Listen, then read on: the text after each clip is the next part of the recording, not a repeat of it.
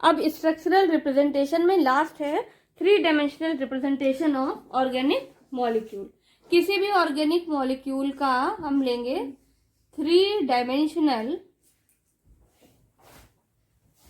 Representation, और इस 3 dimensional representation को कैसे ड्रॉ करेंगे कॉपी पर, उसके लिए जो सिंबल्स यूज किए जाएंगे उनको आप देख लीजिए। पहले सबसे पहली चीज एक सिंगल लाइन, दूसरा सिंबल है इस तरह की लाइन, और तीसरा सिंबल है इस तरह की निशान, इस तरह का सिंबल। अब इसमें से जो पहले वाला है, ये पहले वाला जो 1 2 3 इनको मार्क कर देते हैं, ये बहुत जरूरी है आपके लिए। पहला वाला है ये बॉन्ड को रिप्रेजेंट करता है, बॉन्ड ऑन द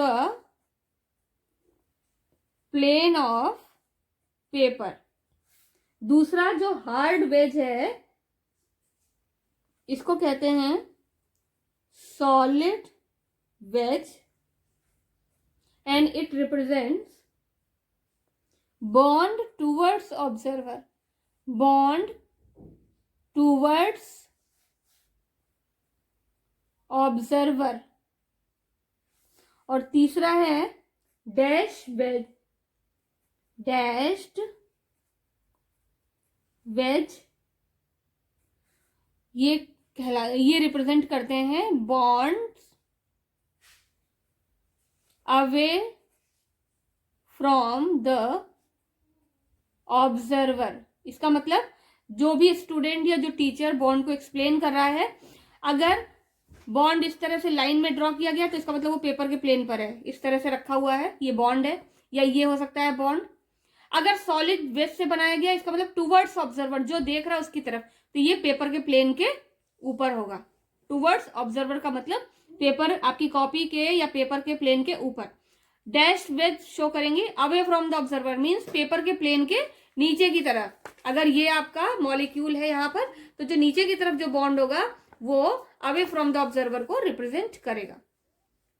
अब इसको हम जैसे किसी मॉलिक्यूल के लिए जब ड्रॉ करेंगे, सपोज हमने एक सिंपल एग्जांपल लिया CH4 मेथेन, और ये टेट्राहीड्रल मॉलिक्यूल है, ठीक है। इसमें जो डॉट है बीच में कार्बन है, एक कार्बन है, इसको डॉट से भी बना सकते हैं।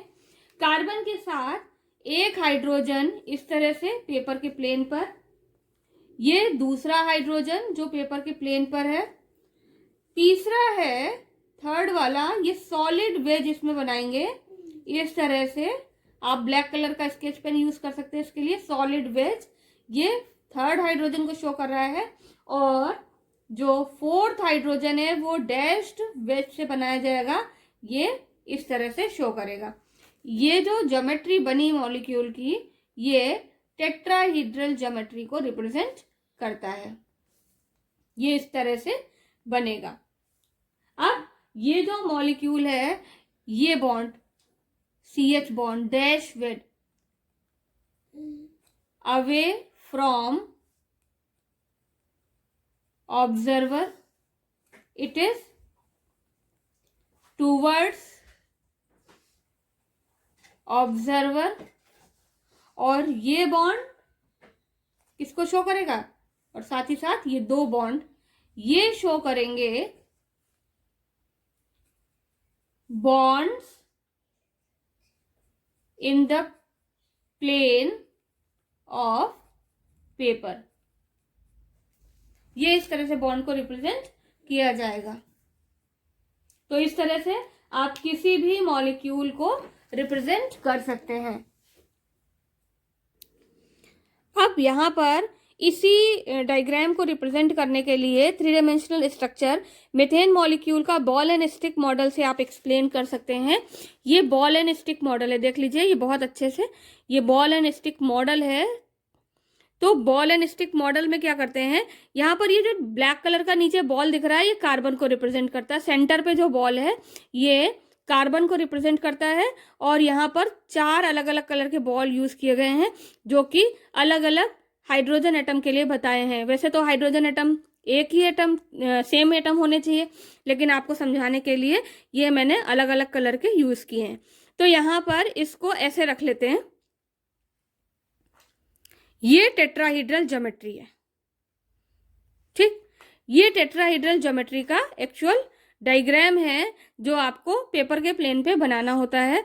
ये कार्बन एटम, अगर हम इसमें से 2 बॉन्ड पेपर के प्लेन पर ऐसे रखें, ये इस तरह से मैंने रखा हुआ है।